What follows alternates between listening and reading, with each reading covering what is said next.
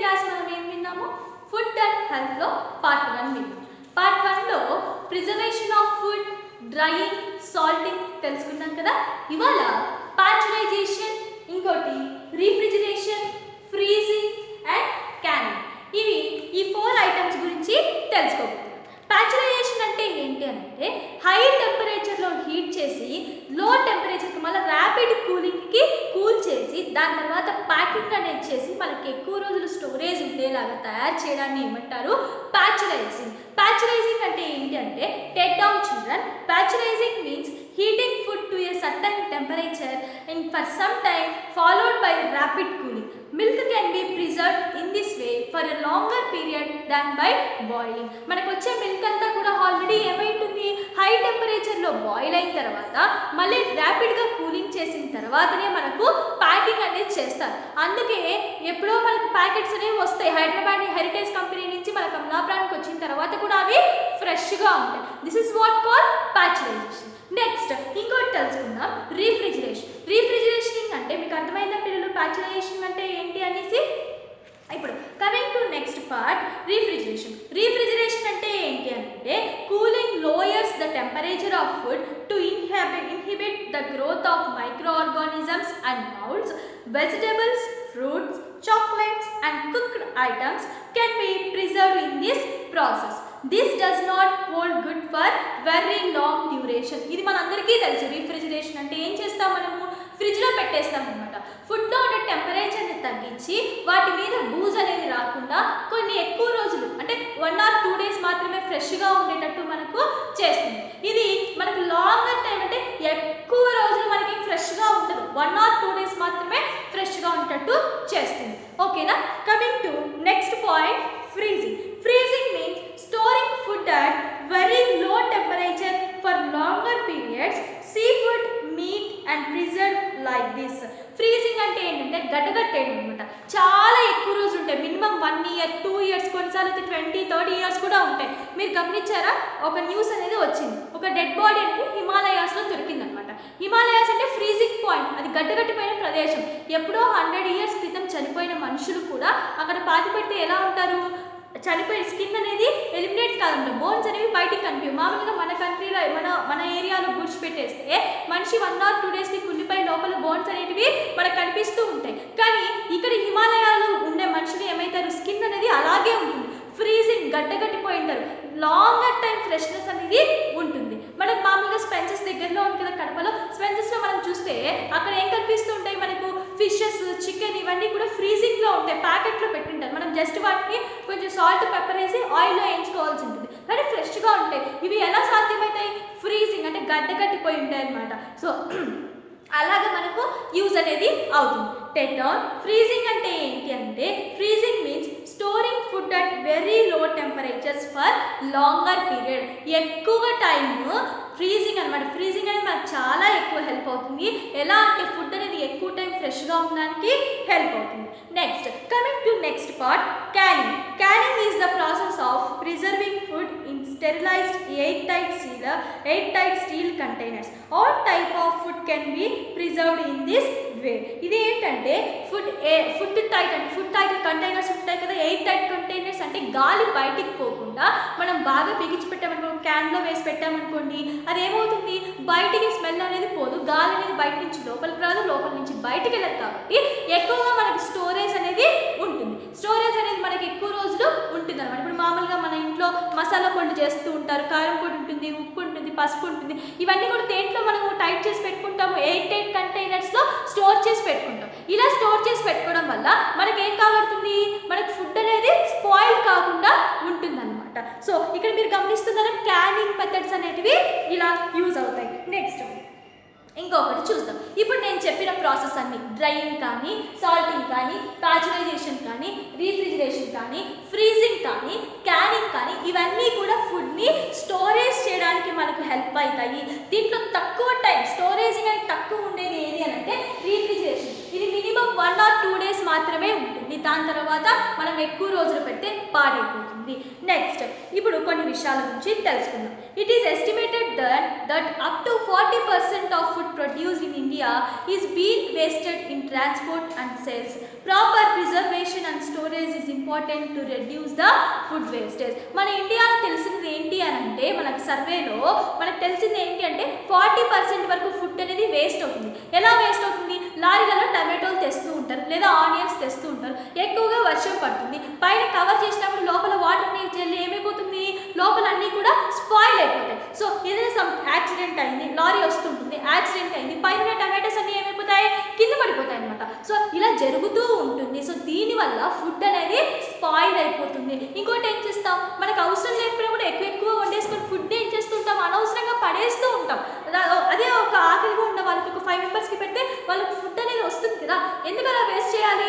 So ఇలా food అనేది waste చేయకుండా ఉండాలంటే మనకు కొన్ని ఫుడ్ ప్రాసెస్ అనేటివి తీసుకోవాలి. On occasions like wedding, festivals and parties, eating food together is common. Vanabhojanalu, having food together in gardens. In Kartika Masam, the month after Deepavali festival, is popular in some areas. Some children eat together in hostels and schools. They gathering. This gathering enable people to develop new relationships, share their feelings and care for others.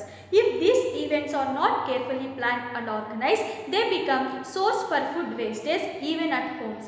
If excess food is cooked, the leftover food is thrown as waste. Some people spill the food while eating and some people waste the food without eating completely. So ఇక్కడ ఏం చెప్తున్నారు అంటే, మనకు పెళ్ళిళ్ళలో కానీ లేదంటే ఫెస్టివల్స్లో కానీ కొన్నిసార్లు ఏం చేస్తారు, కొంతమందికి ఫ్యామిలీ అంటే ఎక్కువ ఇష్టం ఉండింది అనుకోండి, వనభోజనాలు అనేవి చేస్తారు. వనభోజనాలు అంటే ఏంటి, గార్డెన్స్లోకి వెళ్ళి కూర్చొని హ్యాపీగా అందరూ ఫ్యామిలీ అంతా కూర్చొని తింటూ ఉంటారు కదా. సో అలాంటప్పుడు నెక్స్ట్ కార్తీక మాసం వస్తుంది కదా దీపావళి తర్వాత.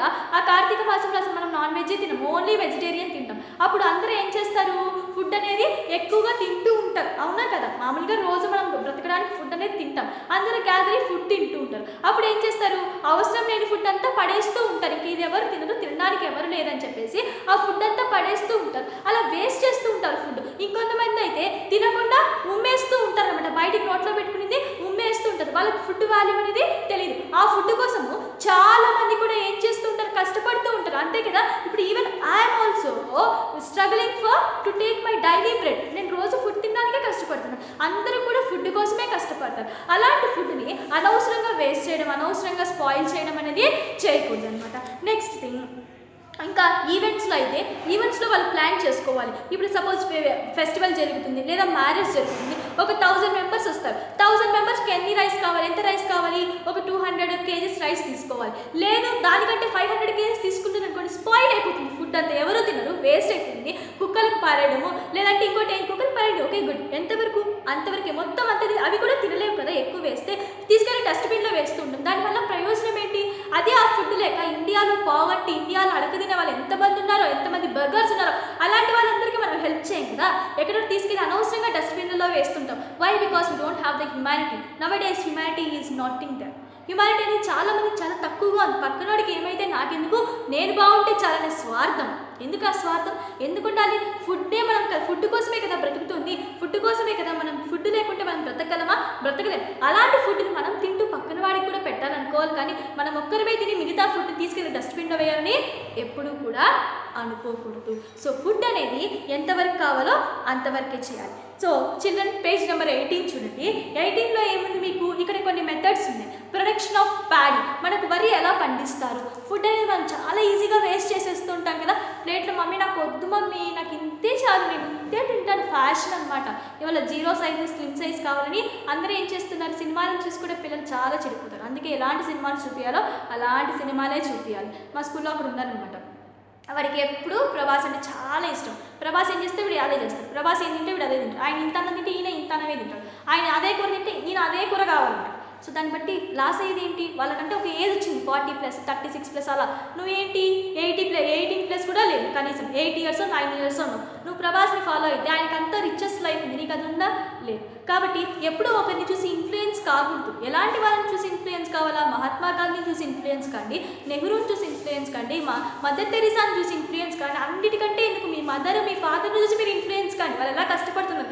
అంతేకాని సినిమా హీరోలను చూసి సినిమా హీరోలాగా మనం చేయాలంటే కుదరదండి. కాబట్టి పిల్లలు ఫుడ్ అనేది వేస్ట్ చేయకూడదు. మీ స్టమక్ ఎంత సరిపోతుందో అంతే తీసుకొచ్చుకోవాలి. చూసారా, ప్యాడీ మనకు ఒక ప్లేట్లో అన్నం రావడానికి దాని ముందర ఎంత కష్టం ఉంటుందో ఈ పేజ్లో మీరు చూస్తున్నారు. ఈ పేజ్లో ఎన్ని టెక్నిక్స్ వాళ్ళు యూజ్ చేస్తున్నారు అనేది నేను ఇప్పుడు చెప్తాను. ఫస్ట్ వచ్చేసి టిట్లింగ్ అంటే ఏంటి అని అంటే, ఏం చేస్తారు, ఆవుల్ని తీసుకెళ్ళి వెనకల నాగలి కట్టేసి ఏం చేస్తారు, దున్నిస్తారు. తర్వాత ఇరిగేటింగ్ అంటే వాటికి ఏం చేస్తారు, ఆ పంటలకు సరిపడా వాటర్ అనేవి వాళ్ళు ట్యాంకర్స్ ద్వారా ఇస్తారు. నెక్స్ట్ రైజింగ్ సీడ్స్ బెడ్స్, ఏం చేస్తారు, సీడ్స్ బెడ్స్ అంటే విత్తనాలు చల్లుతారు కదా, విత్తనాలు చల్లినప్పుడు ఇలా సపరేట్ వచ్చిన మొలకల్ని ఇలాగా సపరేట్ చేస్తూ ఉంటారు. ఇక్కడ చూస్తున్నారా మీరు, సీడ్స్ బెడ్స్ని తయారు చేస్తారు. నెక్స్ట్ ఇంకోటి ఏంటి, ట్రాన్స్ప్లాంటింగ్, ఇంకా వరి నాటుతూ ఉంటారు అన్నమాట, తీసి వరి పక్కకు నాటుతూ ఉంటారు. తర్వాత వీడింగ్, కలుపు మొక్కలు ఏవైతే ఉంటాయో, చెడు మొక్కలు ఏవైతే ఉంటాయో వాటిని పీకేస్తూ ఉంటారు. నెక్స్ట్ మాన్యూరింగ్ అంటే ఏంటి, లోపల ఏమైనా పురుగులు ఏమైనా ఉంటాయో అని దౌడ అనేది చల్లుతూ ఉంటారనమాట. నెక్స్ట్ అప్లయింగ్ పెస్టిసైడ్స్, లోపల ఏమైనా పురుగులు కానీ క్రిమికీటకాలు కానీ పంటను ఏమైనా నాశనం చేస్తాయో అని చెప్పేసి పెస్టిసైడ్స్ అనేటివి చల్లుతూ ఉంటారు. నెక్స్ట్ రీపింగ్, అంతా ఏం చేస్తారు, వచ్చిన గడ్డినంతా వరినంతా కోస్తూ ఉంటారనమాట. నెక్స్ట్ హెయిర్ వాస్టింగ్ అంటే లాస్ట్కి చేతికి ఏమొస్తుంది, వరి అనేది వచ్చినప్పుడు బాగా పెరిగి కింద బియ్యం అనేటి గింజలు వచ్చినప్పుడు ఏం చేస్తారు, గడ్డినంతా తీసుకెళ్ళి కొడతారన్నమాట. కొట్టినప్పుడు వాటిలో ఉండే గింజలన్నీ ఏమవుతాయి, సపరేట్ అయిపోతాయి అనమాట. సో ఎన్ని ప్రాసెస్, మొత్తము 9 ప్రాసెస్ గుండా మనకు రైస్ అనేది వస్తుంది. కాబట్టి ఎప్పుడు కూడా అన్నాన్ని వేస్ట్ చేయకూడదు. నెక్స్ట్ ఇంకోటి ఏంటి అంటే, what kind of farming methods have involved in recent years.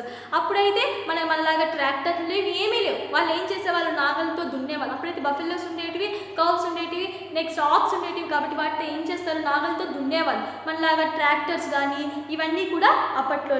Next ఇంకోటి చూద్దాము, are the farmers who produce food for us getting sufficient income. ప్రపంచంలో అందరికీ సఫిషియంట్ ఇన్కమే వస్తుంది, ఈవెన్ బెగ్గర్తో సహా. బెగ్గర్కి ఉన్నంత బ్యాలెన్స్ మనకు కూడా ఉంది, నిజం కదా. నేను మామూలుగా కమలాపురంలో చూస్తూ ఉంటాను, ఒక ఆయనకి నేను చాలా దీనస్థితిలో ఉంటే ఆయన నిజంగా ఇంత బాగలేడా అని చెప్పేసి 500 రూపీస్ ఇచ్చాను. వాళ్ళది గుడ్డోళ్ళ కాలనీ, మామూలుగా ఒక కాలనీ ఉంటుందన్నమాట, ఆ కాలనీలో ఉంటారనమాట వాళ్ళంతా.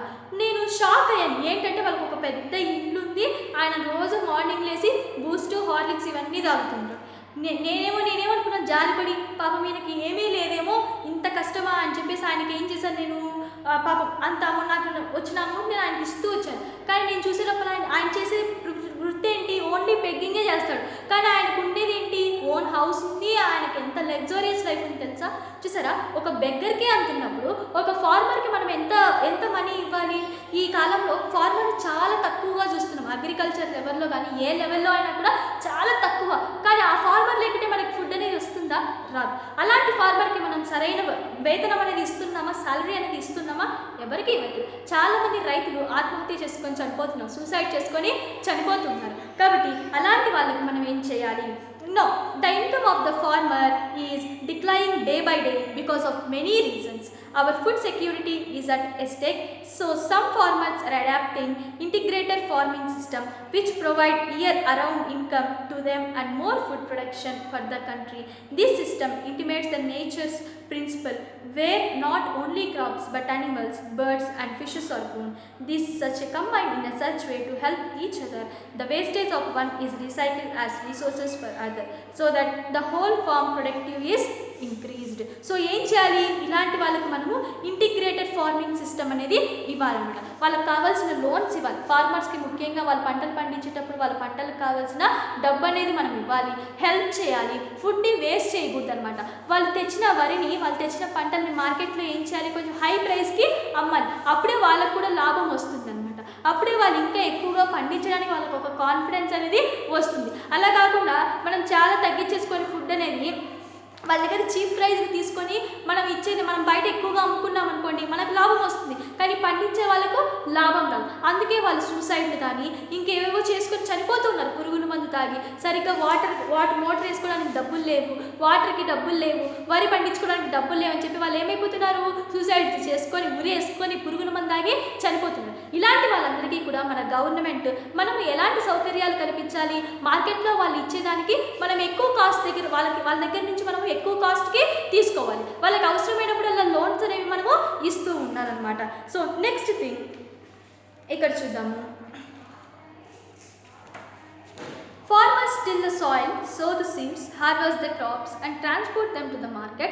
Merchant transport the food from the market to the shops. We buy the food materials from the shop and take them our own homes. నేను ఇందాక చెప్పినట్టు మార్కెట్కి వస్తారన్నమాట. ఫస్ట్ ఫార్మర్స్ మార్కెట్కి వచ్చి మార్కెట్ దగ్గర కొనుగోలుదారులు ఉంటారు కదా. ఇప్పుడు నేను ఓనర్ నా షాప్కి, నేను ఫార్మర్ దగ్గర నుంచి కొనుక్కుంటాను అనమాట. ఫార్మర్ దగ్గర నుంచి కొనుక్కొని ఇంత డబ్బులన్నీ ఫార్మర్కి ఇస్తాను. ఫార్మర్కి ఇచ్చిన తర్వాత ఫార్మర్ నాకేం చేస్తాడు, అమ్మేస్తాడు. నేనేం చేస్తాను, ఆ డబ్బుల కంటే ఇంకా కొంచెం, ఇప్పుడు నాకు 10 రూపీస్కి 1 కిలో ఆనియన్ అమ్మాడు అనుకోండి, నేనేం చేస్తాను, పక్కన వచ్చే వాళ్ళకి 20 రూపీస్కి కిలో అమ్ముతాను. ఇప్పుడు నేను అతని దగ్గర చీప్గా తీసుకున్నాను, 10 రూపీస్కి తీసుకున్నాను, కానీ ఎవరికి వస్తుంది లాభము, నాకు వస్తుంది. ఎందుకు, నేను 20 రూపీస్కి అమ్ముకుంటున్నాను కాబట్టి. ఆయన దగ్గర ఎంత తీసుకున్నాను, 10 రూపీస్కే తీసుకున్నాను, కానీ నేను పక్కన నాకు వచ్చే షాప్కి వచ్చే పర్చేజెస్కి ఎంతకు అమ్ముతున్నాను, 20 రూపీస్కి అమ్ముతున్నాను. ఇప్పుడు నష్టపోయేది ఎవరు, ఫార్మర్ నష్టపోతాడు, నేనే నష్టపోను కదా. కాబట్టి అలాంటి అన్యాయాలు చేయకూడదు అనమాట. Next, some greedy traders contain food materials to earn more money for the cost of many lives. The contamination of food materials with low quality, cheap and toxic substance is called food alteration. The substance which degrades the quality of food material is called alterant. So food alterant అంటే ఏంటి అంటే ఫుడ్ని కల్తీ చేస్తున్నారన్నమాట. గోధుమ పిండిలోకి మైదా పిండి కలుపుతున్నారు, నూనెలోకి డాల్డా కలుపుతున్నారు. మైదా పిండి మంచిదేనా, మైదా పిండి మీరు చూసారా ఎప్పుడైనా, పోస్టర్స్ అతికియడానికి అంటే గమ్ముగా యూజ్ చేస్తూ ఉంటారు అనమాట. పోస్టర్స్ అతికియడానికి గమ్ముగా యూజ్ చేస్తుంటారు. మైదా ఎక్కువ తీసుకున్నాం అనుకోండి కడుపులోకి, ఏమవుతుంది, లోపల కడుపు నొప్పి రావడము, లోపల డైజెషన్ ప్రాబ్లమ్స్ అనేవి వస్తూ ఉంటాయి. కొంతమంది గ్రీడీ టైరర్స్ అంటే గ్రీడీగా ఉండే వాళ్ళు, అత్యాశ పనులు ఏం చేస్తారు, గోధుమ పిండిలోకి చాక్ పీస్ ఎవరైనా తింటారా, ఎవరు తిన్నారనుకోండి, ఏమవుతుంది, కిడ్నీలో స్టోన్స్ పోవడము ఇలాంటివి జరుగుతాయి. అలాంటివి అనేవి కలుపుతూ ఉంటారన్నమాట. కారం పొడిలోకి ముగ్గు వేసే పిండి కలుపుతారు, ముగ్గు కలర్స్ ఉంటాయి కదా, ఆ ముగ్గు పిండి కలుపుతూ ఉంటారు. కాబట్టి ఇలాంటి పనులు అనేటివి చేయకూడదు. Next, some of the bad practices adopted by people which are very harmful to our health. చాలా harmful. ఏంటివి అవి, fruits like apple are dipped in the molten wax to prevent spoilage and look fresh for longer days. So Apple బాగా కంటికి ఎర్రగా కనిపించింది, మనం ఏంటంటే మనుషులం అంటే అట్రాక్ట్ అయిపోతాం అన్నిటికీ. ఎర్రగా కనిపిస్తే అట్రాక్ట్ అయిపోతాం, తెల్లగా కనిపిస్తే అట్రాక్ట్ అయిపోతాం, అంతే కదా. సో ఫ్రెష్గా కనిపిస్తే కూడా అట్రాక్ట్ అయిపోతాం. కాబట్టి యాపిల్స్ అనేవి ఎక్కువ టైం ఫ్రెష్గా ఉండాలి అని అంటే వాళ్ళు ఏం చేస్తారు, వ్యాక్స్లో ముంచుతారు అనమాట. వ్యాక్స్లో ముంచి వేసినప్పుడు ఏమవుతుంది, అవి ఎక్కువ రోజులు ఫ్రెష్గా ఉంటాయి, స్పాయిల్ కాకుండా ఉంటాయి. Next, chemicals are used to ripen the fruits artificially. పచ్చివి తీసుకొని వస్తారు బనానాస్, అవి మాగబెట్టాలంటే ఏం చేస్తారు వీళ్ళు, కెమికల్స్ అనేవి నైట్ మంది చేస్తే మార్నింగ్ కల్లా మాగిపోతాయి. మాగిపోయినట్టు బాగా టేస్ట్ ఉంటాయని చెప్పేసి మనం ఏం చేస్తాము, తొందరగా కొనేస్తాం అనమాట. సో అలాంటివి యూజ్ చేస్తారు. Artificial sweeteners and harmful colours are addictive to use to make food items look attractive and tasty. So artificial colours అనమాట, కలర్స్ కలుపుతూ ఉంటారు. బిర్యానీలో చూసారా పైన కలర్ఫుల్గా ఉంటుంది బిర్యానీ, ఎందుకు అలా ఉంటుంది, ఇలా కలర్స్ అనేవి కలుపుతారు అనమాట. We must be careful about the quality of food materials or we used to eat. We should observe the expiry date before buying it. అందుకే ఏం చేయాలి, ప్రతి దానికి ఎక్స్పైరీ డేట్ అనేది చూస్తూ ఉండాలి. అంటే best before 24 months, best before 6 months అని ఉంటుంది కదా expiry date. So manufacturing date చూడాలి, at the same time expiry date కూడా చూడాలన్నమాట. సో ఇలాంటి వాటి నుంచి తప్పించుకోవాలి. కారపొడిలో ఏం చేస్తారు, బ్రిక్ పౌడర్ అంటే ఇటుక పొడి కలుపుతారు. గోధుమ పిండిలో ఏం కలుపుతారు, చాక్ పీస్ పొడి కలుపుతారు, రెండు వైట్గానే ఉంటాయి కదా. నెక్స్ట్, వనస్పతి తెలుసు కదా, వనస్పతి నెయ్యిలో కలుపుతూ ఉంటారు. నెక్స్ట్, పపాయా సీడ్స్ ఉంటాయి కదా నల్లగా, సేమ్ మిరియాల్లాగే అవి మిరియాల్లో కలుపుతూ ఉంటారు. ఇలాంటి వాటిని మనము తెలుసుకోవాలి. ఎలా తెలుసుకోవాలి, కారపొడిలో ఇటుక పొడి కలిపారనుకోండి వెంటనే స్మెల్ వచ్చేస్తుంది, ముగ్గిపోయిన వాసన, అలా కనిపెట్టాలి. చాక్ పీస్ పౌడర్ కలిపారనుకోండి గోధుమ పిండిలో, కలిపేటప్పుడు ఏమవుతుంది, బంకగా ఏమైపోతుంది, చపాతీస్ అనేవి నీట్గా రావు, అలా కనిపెట్టాలి. నెక్స్ట్, గీకి ఎలా కనిపెట్టాలి, స్మెల్, గీలో మంచి స్మెల్ ఉంది కానీ వనస్పతి కలిపినప్పుడు కొంచెం అటు ఇటు స్మెల్ వస్తుంది, అలా కనిపెట్టాలి. పెప్పర్ సీడ్స్, నోట్లో ఒక పెప్పర్ వేసుకున్నాను అనుకోండి, అదే పప్పాయ సీడ్ అయితే మనకి ఎటువంటి స్పైసీనెస్ కూడా ఉండదు, కానీ పప్పాయ సీడ్ కలిపారనుకోండి, పెప్పర్స్లో పప్పాయ సీడ్ కలిపితే మనకు ఆటోమేటిక్గా తెలిసిపోతుంది అనమాట. కాబట్టి చాలా జాగ్రత్తగా ఉండాలి. So once again I'm going to repeat this. So preservation of food, drying, salting, refrigeration, pasteurization, freezing, canning, వీటన్నిటి గురించి తెలుసుకున్నాం కదా. అలాగే ఫార్మర్స్కి ఎలాంటి హెల్ప్ చేయాలనేది కూడా మనం తెలుసుకున్నాం.